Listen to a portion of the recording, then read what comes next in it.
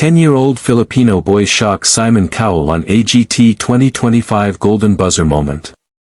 The bright stage lights of America's Got Talent 2025 shimmered like a dream too far for many, but for a 10-year-old boy from Manila named Miguel Santos, it was the moment his entire life had quietly led up to.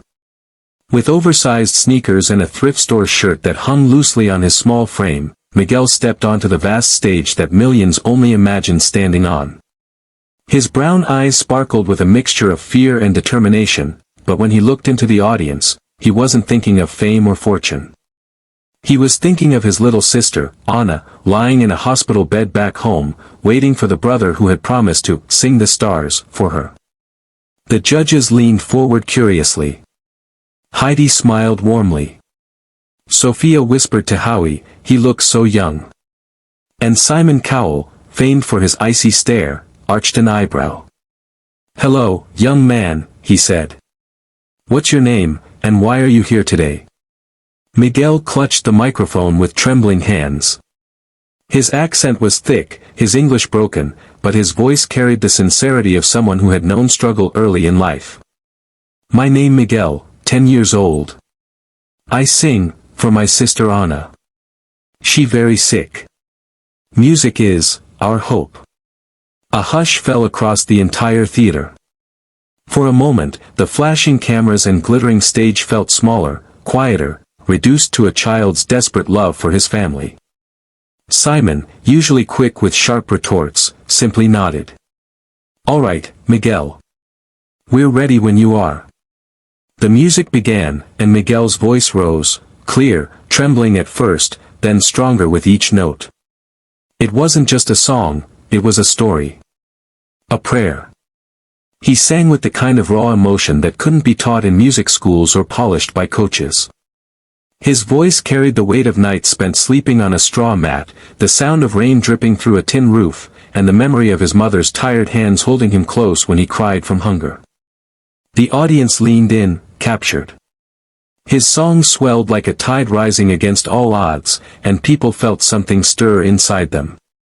Some wiped their eyes. Others pressed their hands over their hearts. He wasn't just singing, he was giving every ounce of love he had to his sister, pouring it into each soaring note. And then something happened that no one expected. Halfway through the performance, Miguel faltered. His small voice cracked, and for a heartbeat, silence filled the room. His eyes darted toward the exit, as if fear might carry him away. But then, from somewhere deep inside, he remembered his promise. He closed his eyes, drew in a breath, and let his voice fly higher than before. It was pure, unshaken faith. By the time the final note faded, the audience was on its feet. The roar of applause shook the theater. Heidi clapped with tears streaming down her face. Sophia whispered, "Incredible, he's a little angel." Howie stood, hands over his head in awe. But all eyes turned to Simon. F.O. Gold confetti rained down like heaven opening its arms. Miguel looked up in disbelief, as if he thought it must be a dream. He covered his face with tiny hands, then dropped to his knees, overwhelmed. The entire audience chanted his name, Miguel. Miguel. Backstage, he was embraced by Terry Crews, who lifted him high in the air. "You did it, little man. You just changed your life, and your sister's too."